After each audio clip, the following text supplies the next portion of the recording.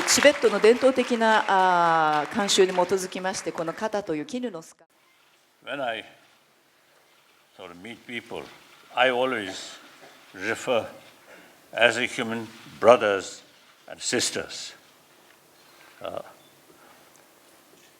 Indeed, I'm very happy, at great honor, meeting with parliamentarians of this great country, Japan.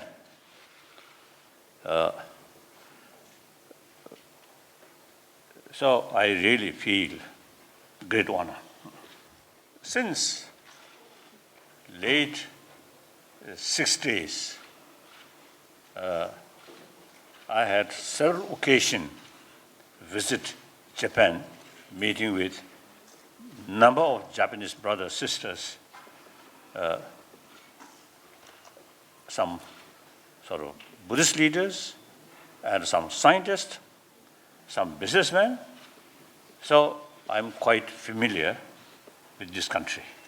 I always talk completely informal way and frank. So if that way something goes wrong with your tradition, then apologize. So sometimes the Japanese friend, they always remain very sort of reserved way. I don't like that. I would like to some kind of report to our friends here what I'm doing. Number one, I always consider myself as a one person out of 7 billion human beings. That level, we all same, mentally, emotionally, physically same, and particularly Japanese sort of physical sort of appearance, and we Tibetan quite similar. Now we 7 billion human beings. Everyone want happy life, and everyone have the right to achieve happy life. On that fundamental level, no barrier. The language difference or different race, different nationality, these are secondary. Basically, we are same human being. Today, we are in 21st century. Besides nature disaster, a problem due to nature sort of disaster, there are a number of problems which essentially our own creation. So, these man-made problems, actually, we too much emphasis on secondary level of differences, neglect about oneness of human level.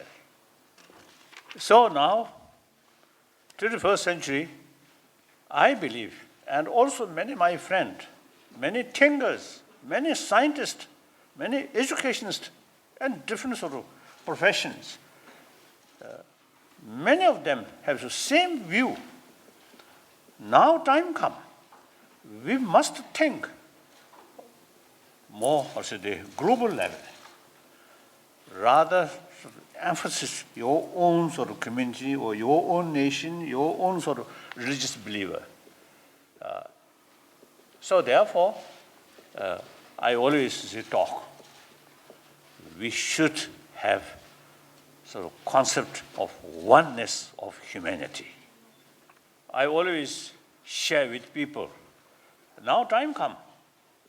You see, we should think, firstly, humanity, well-being of humanity.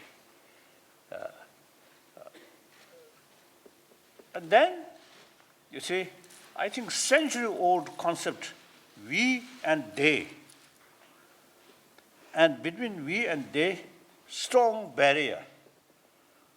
That is the basis of our sort of concept of violence.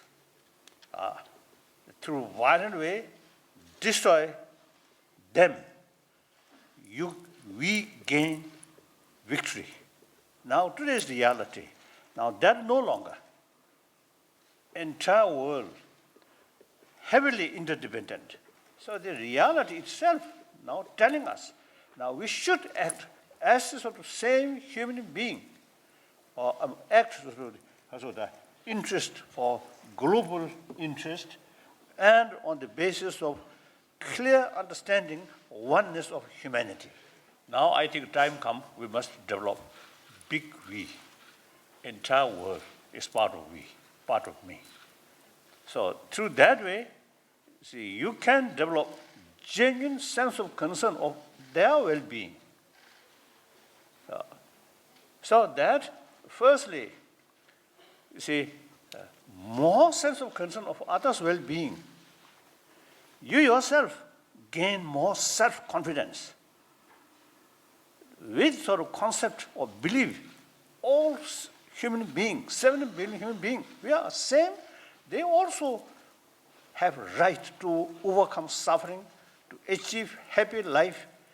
There is no basis to cheat, to bully, to exploit, because you really take care about their well-being. So through that way, you get more self-confidence, more inner strength. That brings inner peace. You see, consider other is something separate from me. And then, in order to gain something, exploit on other, cheating other, bully, killing. All these negative things happen. Result, reality, we are social animal. Each individual's future depends on them. So if you exploit other, cheating other, bully other, that's actually very basis of your own happy future destroying. So therefore, for our own interest, we have to take serious care about others' well-being. So that creates inner self-confidence. With self-confidence, based on sense of concern of others' well-being, then all your activities can be transparent, truthful, honest, can carry, let's say, transparently. That brings trust. Trust is the basis of friendship. We need a friend, isn't it? Artificial friend, not much reliable. Genuine friend must come trust. In order to develop trust, you should be honest, truthful. Honest, truthful, very much related with self-confidence, which is based on sense of concern of well-being of others. So this is nothing to do with religion. Biologically, you see, if we develop this kind of attitude, then your physical health also improve. Now some medical scientists, now they clearly mention that through their own sort of research work. They already made clear. Constant fear, anger, hatred, actually eating our immune system. Other hand, more, the compassionate mind, taking care of others. You see, that brings, as I mentioned earlier, you see, inner strength, like that. Also, some scientists say, people or person who telling lies quite often, that actually create more stress inside. Honest, truthful. Oh, you see, you get more inner peace, like that. So that's my number one commitment. Now, second commitment. Now, on the level of I'm Buddhist monk. Usually I describe myself as a simple Buddhist monk. So, when we look global sort of level. Not only in the past history, but even today, sometimes religious faith also causing problem, more divisions, more sometimes conflict, sometimes violence. It's really very, very unfortunate. Suppose various different major rich traditions, suppose teach us practice of compassion, love, forgiveness, tolerance, then that itself causing more division or more sort of conflict. It's really very, very sad. One time in Argentina, on our meeting, some scientist, some religious leader, one scientist, the great quantum physicist, he mentioned, he, as a quantum physicist, but he should not develop attachment towards his own scientific field. So that's very important. Now, for example, I am Buddhist, but I should not develop attachment towards Buddhist faith. Because once you develop attachment, then your whole view becomes biased. Through that way, you can't see the reality of others. So many religious people, sometimes you see too much attachment towards one's own faith. Then, you see, from that biased sort of mind, cannot see the value of other traditions. So basically, all major world religious traditions all have same potential to bring inner peace through practice of love, compassion, forgiveness, tolerance, self-discipline, like that. So therefore, common ground, common practice there, and also common responsibility to serve humanity through try to bring inner peace and through practice of compassion, like that. And then philosophical field, there's big differences. Some say, oh, there is creator. Some say no creator, but self. Now, like Buddhism, no concept, Buddhism and Jainism, no concept of creator, but ourself as a creator, self-creation. So philosophical field, big differences, but doesn't matter. All different philosophical views, you see, supporting practice of honest, truthful, compassion, forgiveness, these things. So different philosophy is necessary because among humanity, different mental disposition, therefore, different way of approach is necessary. But same goal. Therefore, you see, we can develop genuine sort of harmony among different religious traditions on the basis of mutual respect, mutual admiration, mutual understanding. And in fact, with that kind of attitude, we can learn each other. So mutual learning. So it is really, if our mind, this human, also the marvelous mind, involve too much emotion, then difficult. But if we use human intelligence properly, then there is real possibility all different religious traditions live together and genuine sort of harmony. Look, India, I always tell, India is the living example. All major religious traditions live together. So nowadays, unfortunately, even you see now recently in Burma and Bangladesh, even you see the conflict, Buddhist and Muslim. Actually, no basis. I think, essentially, I think the neighbors, their political or some economy, mainly, I think economy reasons, this is some conflict. But then use the name of conflict between Buddhist and Islam. So similarly, you see, among Islam, people themselves, Shia and Sunni conflict. In Christianity, same, or the follower of same to Master Jesus Christ. However, Catholics, Protestant fighting. And we Buddhists also, you see, sometimes, sometimes we also, you see, Pali tradition, Sanskrit tradition, although it's not much conflict, but you see some divisions. So like that. You see, this, we are not use human intelligence properly. We become slave of emotion. So we,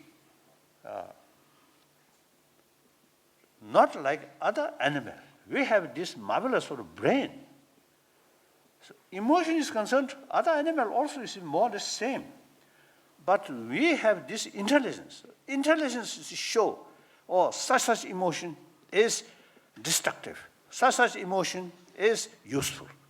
So through that way, you see, we have the ability to restrain destructive emotion, to deliberately increase positive emotion. So that's actually the purpose of different religious traditions. So my number 2 commitment is try to promote harmony among different religious traditions on the basis of understand each different tradition sort of values like that. I myself consider genuine promoter of democracy. I'm not going to explain detail. So I have deep respect the member of parliament who elected by the people. So you are truly representing of people. So this is something like my report to you. Now, 3rd level, I'm Tibetan. Within Tibetan, I'm Amdo, come from northeast Tibet. So, and particularly here, you already have Parliament and Tibetan support group. Now you also, you see, mentioned now, you see, real sort of interest or concern about Tibet. So it is my duty to mention something about Tibetan problem. So when I explain about Tibetan problem, I'm telling few sort of what's the points. Number 1, ecology. Tibet, usually you see people call roof of the world. And according to some Chinese scientists, ecologists, they describe Tibet plateau as 3rd pole because the effect from Tibetan plateau to global warming as much as South Pole and North Pole. So they describe Tibetan plateau as 3rd pole. Then major rivers which cover from Pakistan up to China. You see, these rivers, the ultimate sources come from Tibetan plateau and Tibetan mountains, snow mountains, like that. So these rivers, I think, beyond more than 1 billion human beings' life depend on these rivers. So protection of Tibetan ecology is not only interest for 6 million Tibetan people, but also the interest for large number of people, including number of Chinese people. So ecology, or special care about Tibetan ecology is something very important. I don't think any connection about the Japanese or river, no connection about Tibet. But the main Asia, the Tibetan plateau is something very crucial. So already, due to carelessness about ecology and too much exploitation, like deforestation, the major river already reduced. And also, in President survey,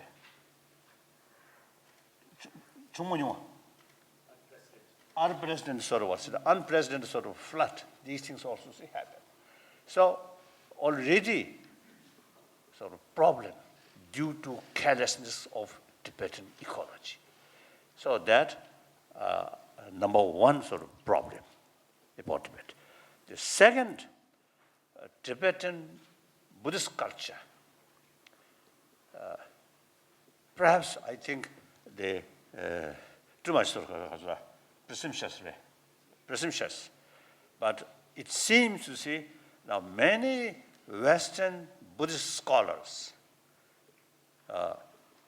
and also you see some scientists, they sort of recognize Tibetan Buddhist sort of knowledge is quite sort of useful. So therefore, preservation of Tibetan Buddhism and Buddhist culture. Buddhist culture means culture of peace, culture of non-violence, culture of compassion. Now that I think is really worthwhile to preserve. And after all, millions of Chinese Buddhists, according to some information, over 400 million Buddhists already in China. So therefore, preservation of Tibetan culture. Tibetan culture means Buddhist culture with Tibetan Buddhism. It's again not only interest for 6 million Tibetan people, but several millions of people in Central Asia, including China, like that. So therefore, these two things, I feel something important. Then, because of damage environment, and also, you see, sometimes some narrow-minded communist officials, you see, they feel Tibet, so long Tibetan Buddhist culture, Buddhist faith there, some, you see, fear. That's a source of danger of separation. Therefore, you see, they really try to diminish, you see, these Tibetan Buddhist culture. That's actually, I always telling my Chinese friend, look, India, North India, East India, South India, West India, different language, different script. No danger of separation. The concerned people satisfied. Then, no danger. So therefore, preserve our own Tibetan culture, Tibetan language, no threat of separation if they treated Tibetan realistically, sort of rightly. Therefore, that's another thing. So because of that, this resentment to the Chinese authority. Therefore, human rights violation immensely. Yeah, as some of our friends is already mentioned. So these are, then is the political side. Now I already completely retired political responsibility. So I have nothing to say. If I, in reality, already retired, but then take opportunity to explain some political thing, then my sort of act become hypocrisy. One way say retired, one way say something, that is not nice. So therefore, I have nothing to report to you, like that. So then, finally, I very much sort of pleased among the parliamentary member, some female parliamentarians, quite some, yeah. So I'm very much happy. One time in European Parliament, I had opportunity to talk. So, among the European Parliament member, many female there. So I express, I'm very much pleased. Oh, and some female parliamentarian, quite attractive. So very good, wonderful. Thank you. So you, male and female, now enjoy equal right, equal status. That's very, very important. Sometimes we, different part of the world, sometimes you see little discrimination on the basis of sort of sex like that. That I think old-fashioned. Now we must sort of catch up 21st century's reality. Thank you very much. Now some questions.